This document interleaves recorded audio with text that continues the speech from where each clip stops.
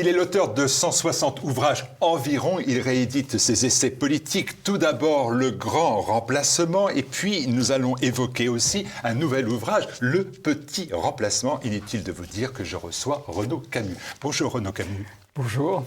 Je vous ai quitté paria du monde culturel, diabolisé, satanisé, débranché, le théoricien haineux du complot. Je vous retrouve presque encensé. Écoutez, à l'image des propos d'Olivier Molin dans un numéro hors série de Valeurs Actuelles, je cite « Il est connu du grand public pour sa dénonciation du grand remplacement, mais on ignore souvent qu'il est un de nos plus grands auteurs vivants. » Les temps changent, dites-moi. Oui, heureusement, c'est une évolution très satisfaisante, je m'en réjouis. Mais ça change quand même un peu des convocations devant les tribunaux, devant les sur juges. vous, il y en a encore une la semaine prochaine. Pour quelle raison ? Cette fois-ci, c'est l'affaire dite des 14 tweets, qui est la transcription en tweets d'un discours prononcé sur la tombe du général de Gaulle à Colombey et les Églises. Nous sommes déjà en appel. Mais pour une fois, ce n'est pas le 17e chambre, c'est à la cour d'appel d'Agen. 10 ans de harcèlement des juges, des journalistes, de Wikipédia ? Ah oui, de Wikipédia en particulier. Oui, Wikipédia est l'hypercentre du harcèlement, oui. Où se livre une guerre sans merci, d'ailleurs. Parce que, je ne sais pas très bien comment tout ça fonctionne, mais apparemment, chaque article fait l'objet d'une guerre où mes défenseurs essayent d'intervenir, mais ils sont très minoritaires. Enfin, c'est bloqué à chaque fois. Et comme tous les journalistes, sauf vous évidemment, mais parce que moi, beaucoup je sais de journalistes, les méfaits du Wikipédia. Wikipédia qu'on moque un peu pour ses erreurs, pas pour la période classique. Moi, j'utilise beaucoup Wikipédia, mais pour la période contemporaine, Wikipédia est vraiment une forteresse de ce que j'appelle le remplacisme global, et de façon alors pour le coup très haineuse. Là, c'est vraiment haineux. Remplacisme global. Vous avez forgé ce concept et bien évidemment la notion qui va avec, je l'indiquais, de grand remplacement. On dit que c'était un fantasme, on a dit que c'était une déformation de la réalité. Et aujourd'hui, au moment où nous parlons, récemment, 61% des Français vous donnent raison. 92% des électeurs RN, 72 LR, 52% des électeurs de La République En Marche, 44% des électeurs du Parti Socialiste et de LFI dit oui, il y a un grand remplacement. Sondage Institut Harris Interactive pour Challenge. Qu'est-ce que cela fait pour vous ? Dire, voilà, ça y est, la majorité des Français est d'accord avec moi. Écoutez, ça m'inspire des sentiments doubles et contradictoires. Évidemment, superficiellement, c'est très satisfaisant qu'on vous dise oui, après tout, vous aviez raison. On a peut-être exagéré en déversant sur vous des tombeaux d'insultes et d'accusations de fausseté ou de fantasme. D'un autre côté, c'est en même temps assez triste parce que ça intervient quand même bien tard, à un moment où on se demande si la situation est redressable. Et d'autre part, s'il y a un début de prise de conscience de masse, c'est évidemment parce que le phénomène ne fait que s'aggraver avec une rapidité absolument phénoménale. Donc la raison de cette reconnaissance des faits et leur aggravation. Donc de ce côté-là, on peut difficilement se réjouir. Vous dites, et vous rajoutez un peu de provocation à tout cela, vous dites c'est le crime de l'humanité du XXIe siècle. Ah, je n'y mets alors vraiment, je crois, la provocation n'est pas du tout un sentiment qui m'est cher et je ne crois pas que ce soit dans ma nature. Je crois en effet qu'il est absolument monstrueux de changer les peuples. C'est une des choses les plus horribles qui puissent survenir. Et c'est, oui, non, j'assume, c'est le crime contre l'humanité du XXIe siècle, d'autant plus que ça se produit sur une échelle considérable. C'est pas seulement en France.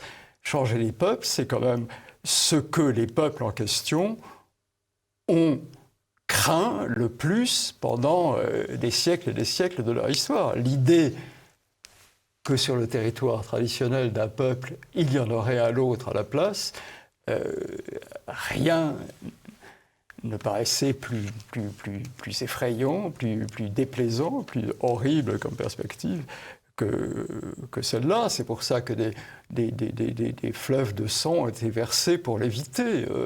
On s'est battu 100 fois pour éviter précisément cela. Or, maintenant, il semble que malgré tout, malgré la prise de conscience à laquelle vous faisiez allusion récemment, il y a quand même une stupéfiante passivité face à ce phénomène. Vous dites passivité, mais regardez, le grand remplacement, vous l'avez dit 100 fois, on ne va pas revenir là-dessus, vous dites ce n'est pas une théorie, c'est le nom que je donne à une époque. Oui. Donc c'est la réponse que vous faites à toute la mouvance complotiste de gauche Absolument. et d'extrême gauche. Mais là, aujourd'hui, passivité, on voit bien que les politiques vous rejoignent et que s'ils vous rejoignent, c'est parce qu'ils sentent bien que leurs électeurs ont pris conscience de cette réalité. Donc ils ne sont pas passifs. Quand Zemmour dit le grand remplacement n'est pas un mythe, ni un complot, mais un processus implacable, quand Jordan Bardella dit c'est un slogan très intellectuel, mais il pointe une réalité qui est juste, en fait, ils se font le porteur du point de vue de leurs électeurs, qui sont aujourd'hui quasiment majoritaires en France. Bon, d'abord, je ne rangerai pas Zemmour parmi les politiques.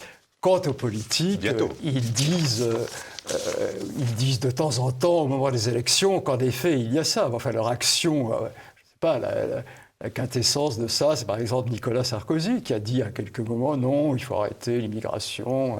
Il a dit aussi exactement le contraire. Il disait, mais ils n'ont absolument rien fait. Il y a même des cas invraisemblablement comiques, comme ce monsieur Barnier qui a consacré sa vie entière à accélérer l'immigration au niveau européen, comme on dit, et qui tout d'un coup semble découvrir tomber de cheval sur je ne sais quel chemin de Damas et se dire que non, peut-être il s'agirait de poser la question de l'immigration. Enfin, d'ailleurs, moi, je pense faire un moratoire. Il fait un moratoire sur ses propres décisions. Un moratoire, c'est comme si on faisait un moratoire sur je ne sais quelle abomination. Enfin, c'est pas une question de moratoire, c'est non seulement d'arrêter, mais à mon avis de renverser et de retourner.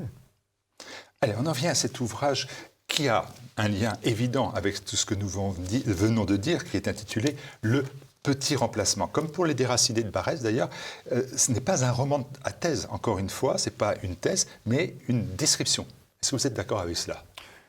Oui, c'est une collection d'essais. Ce sont en fait 6 livres qui ont paru chacun indépendamment les uns des autres. C'est en effet très lié au grand remplacement parce que je suis absolument persuadé que le grand remplacement n'aurait jamais été possible sans le petit, oui. Nous parlions tout à l'heure de la passivité avec laquelle est accepté le changement de peuple et de civilisation.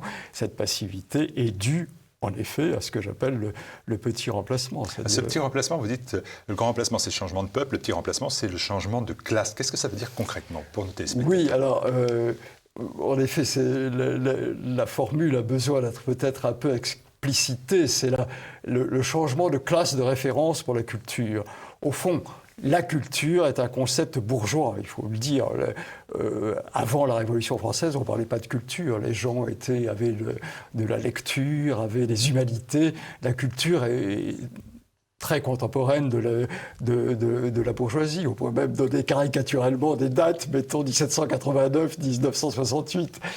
Et quand on parlait de culture, ce qu'on appelait la culture était en effet ce que soutenait la bourgeoisie, ce qui était l'héritage de la bourgeoisie. La bourgeoisie n'avait pas d'héritage de sang, de race, pas d'ancienneté comme classe, et donc, par substitut, elle avait inventé ce concept de culture qui était en fait sa noblesse. C'est une classe plutôt plus cultivée que l'aristocratie ou la noblesse avant elle.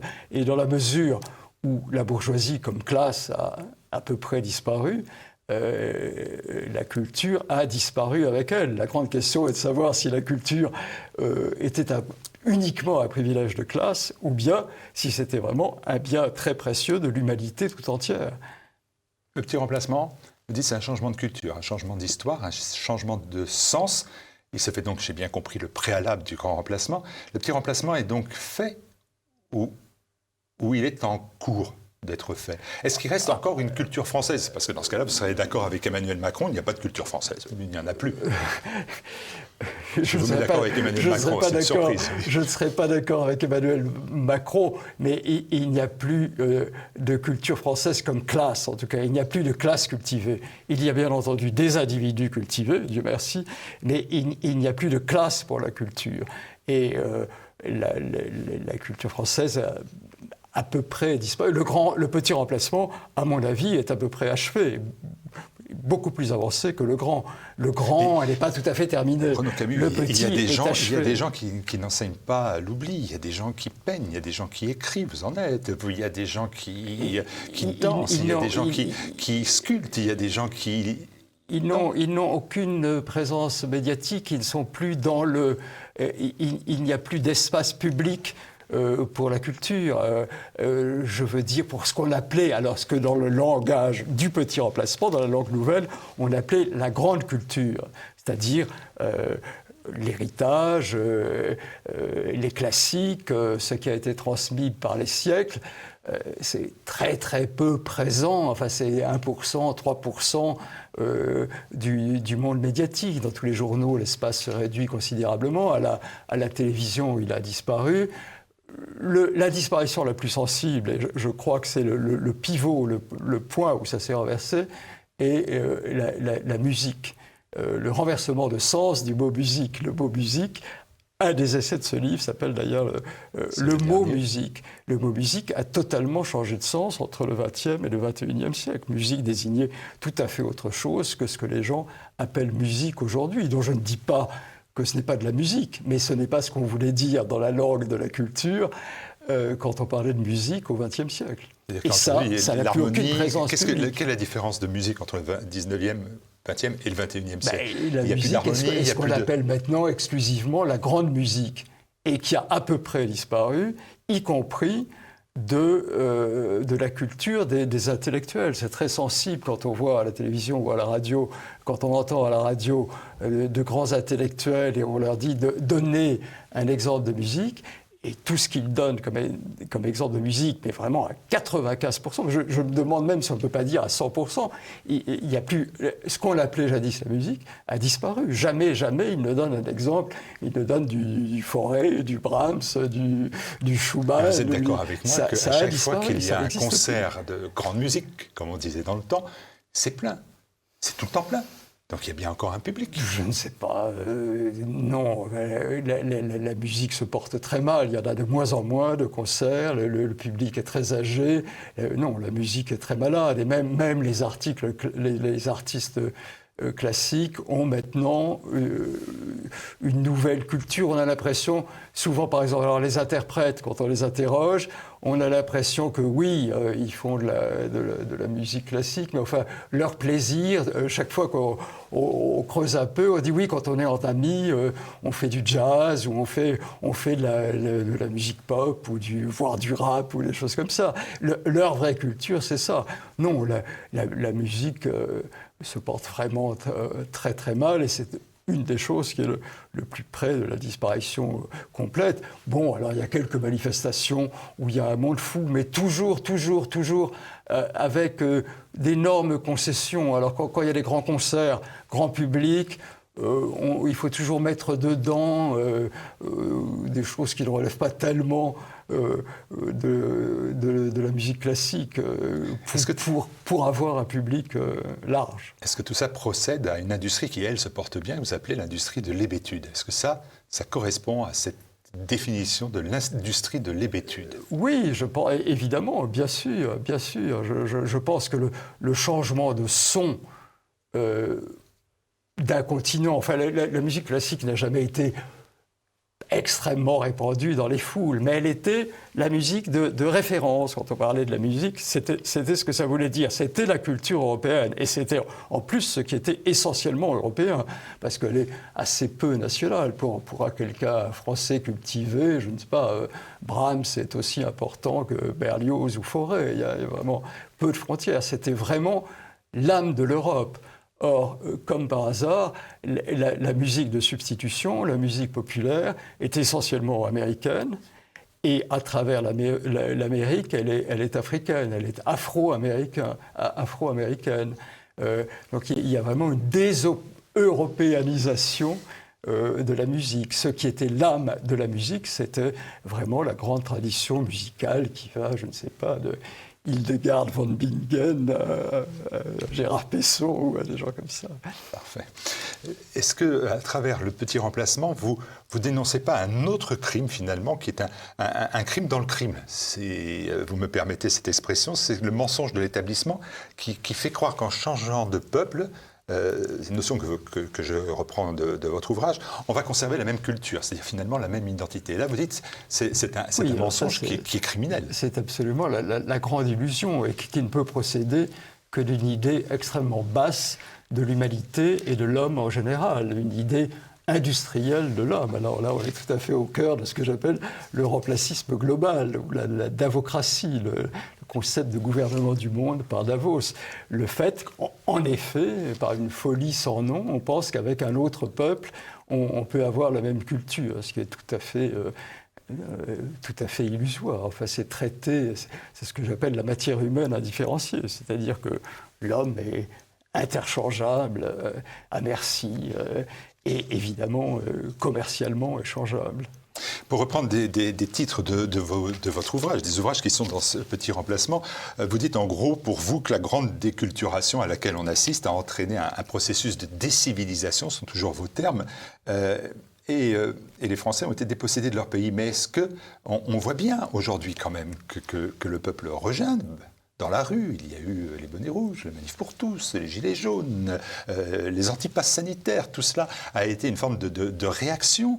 Et peut-être que demain, ça peut se confirmer dans les urnes, ou vous pensez que tout cela est superficiel, ce sont que des scories ou des... écoutez, si je n'avais aucune espérance... Qu'est-ce qui s'est passé? Rien. Si je n'avais aucune espérance, je ne serais pas là, et je n'écrirais pas tous ces livres, je ne me battrais pas comme je fais. Non, il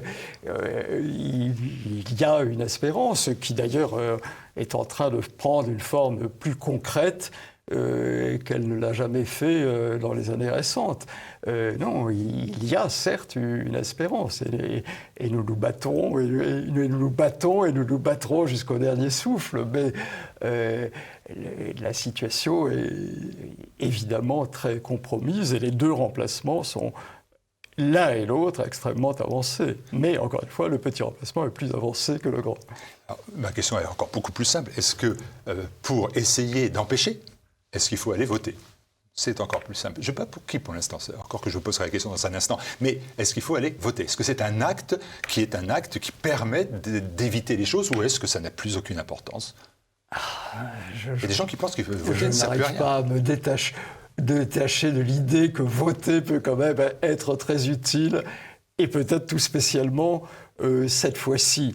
Cela dit, je ne me fais aucune illusion sur le caractère totalement manipulé du vote. L'industrie de l'hébétude fait que les gens votent un peu comme on leur dit de voter, comme l'information leur est présentée quotidiennement. Donc c'est un peu naïf de croire en le vote, puisqu'on voit bien à quel point il est évidemment téléguidé. Il n'y a pas d'égalité de l'information, bien entendu. Il y a une caste qui dit ce qu'on peut penser, ce qu'on ne peut pas penser, et surtout ce qu'on peut voir et ce qu'on peut ne pas voir. Mais il semble que dernièrement, ils aient un peu moins de succès sur ce dernier point, et que beaucoup de Français, peut-être d'Européens, commencent à accepter de voir ce qu'ils voient. Avant de poser la question « Pour qui doit-on voter ?», question qui va être celle de tous les invités pendant 6 mois, qui bien évidemment s'intéressent aux faits politiques, à la chose politique. J'ai 2 questions. Une question assez personnelle d'ailleurs, que je me suis posée en me disant, vous êtes un intellectuel, vous connaissez bien évidemment... Non, je ne suis pas un intellectuel. Vous êtes un intellectuel, vous êtes un homme de culture. Non, je suis un écrivain, c'est tout à fait autre chose, ça n'a rien à voir. Les intellectuels et les écrivains sont 2 mondes qui n'ont rien à voir. Vous avez de la culture, comme on disait dans le monde paysan, vous avez de la culture, vous savez qu'Enoch Powell, pour avoir dénoncé le grand remplacement, a détruit sa vie et sa carrière. Absolument. Vous savez que Jean Raspail, pour avoir dénoncé cette forme de grand remplacement, n'est pas devenu académicien français au moment où l'Académie française avait encore de l'intérêt et on pouvait y briller. Est-ce que vous avez évalué à un moment donné quel était le prix à payer. Vous avez été pris dans un maelstrom qui vous a amené à être aujourd'hui le chantre du grand remplacement. Alors si vous permettez, je proteste contre cette appellation parce que... pas intellectuel, pas chantre. Non, alors intellectuel, je proteste sur ce point. Et chantre du grand remplacement parce que ça prête vraiment un malentendu. Il faut qu'il soit bien entendu que le grand remplacement, je le hais. C'est contre lui que je me bats. Je ne suis pas le chantre du grand remplacement. Je suis celui qui parle de cette monstruosité, de ce crime contre l'humanité du XXIe siècle, qui est le grand remplacement. Chantre de la théorie du grand remplacement. J'ai fait court parce qu'il fallait faire... médiatique. Mais même pas de la théorie, puisque, enfin, pardon, vous allez penser que je vous contredis sur tous les points. C'est pour ça. Le grand remplacement, hélas, n'est pas du tout une théorie, plutôt ciel qu'il fût une théorie. D'accord. Donc, je repose ma question différemment. Est-ce que vous avez évalué le prix qu'il allait falloir payer ou est-ce que ça vous est tombé dessus? Ça m'est un peu tombé dessus, oui. Et puis ça s'est révélé progressivement. Je ne m'en rendais absolument pas compte, mais... En effet, le prix, ce sont, on peut dire, des vies brisées, enfin peut-être pas des vies personnelles, mais des vies publiques, en tout cas des carrières totalement détruites, en effet, oui, bien sûr. Et est-ce que vous regrettez, alors? Je ne peux pas regretter parce que je n'avais pas le choix. Je voyais une évidence, quelque chose de gigantesque, et j'ai toujours pensé que le rôle de l'écrivain, sinon celui de l'intellectuel, le rôle de l'écrivain était de se porter au point obscur d'une société, d'essayer de montrer, de dire ce qui ne devait surtout ne pas être dit. Or, ce qui ne doit surtout pas être dit aujourd'hui, c'est ce crime, le changement de peuple et de civilisation. Vous écrivez depuis 1 an, me dit-on, un grand essai, la suite du sens, et s'intitulera « La dépossession » ou le remplacisme global. Et alors, on me dit c'est la généalogie du geste fondamental de nos sociétés industrielles. Ça mérite encore, là aussi, une explication. Oui, alors en effet, c'est un ouvrage un peu ambitieux, peut-être trop ambitieux pour moi, mais c'est quelque chose, en effet, de gigantesque. Parce qu'autant le grand remplacement n'est pas une théorie, malheureusement, autant le remplacisme global en est une.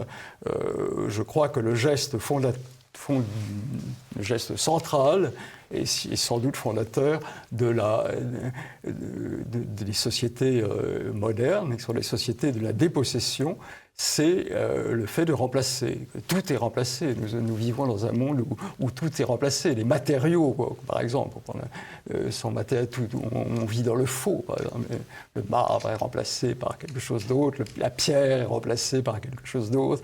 Tous les matériaux qui nous entourent sont des matériaux de remplacement. Et j'essaie de faire la généalogie de ça, et les deux figures un peu fondatrices, mais très néfastes, de cela sont évidemment Taylor, qui est le père du Taylorisme, et Henry Ford, qui est une figure extrêmement noire, et que je mets en effet à la fondation de ce que j'appelle le remplacisme global. C'est-à-dire, lui commence sous l'influence de Taylor, par remplacer les objets, par simplifier pour avoir un produit moins cher, la fameuse Ford T, là où il y avait 32 composantes, il n'y en a plus qu'une et ça coûte moins cher. Et elle est en plus dans un matériau moins cher, mais néanmoins solide, ce qui fait qu'on peut en vendre des milliers. Et sa deuxième idée de génie est évidemment d'augmenter les salaires de ses ouvriers, ce qui fait que les producteurs deviennent consommateurs.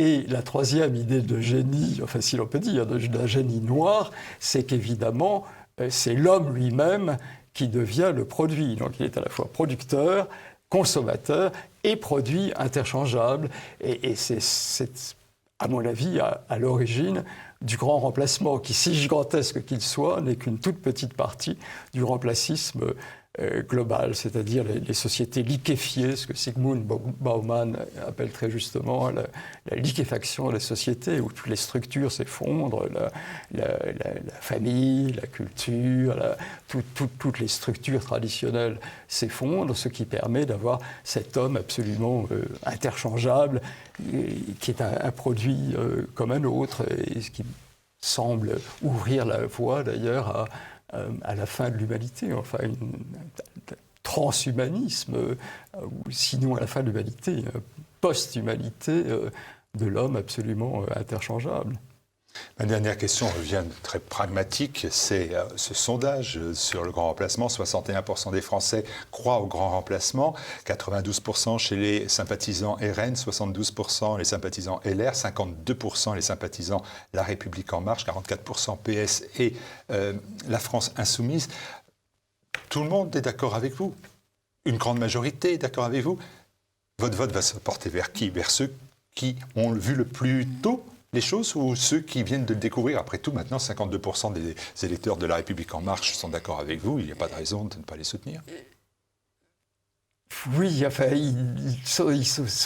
c'est ça, les industries de l'habitude et leur effet. Ils sont d'accord avec moi, mais ils votent, je ne sais pas, pour M. Bertrand ou pour M.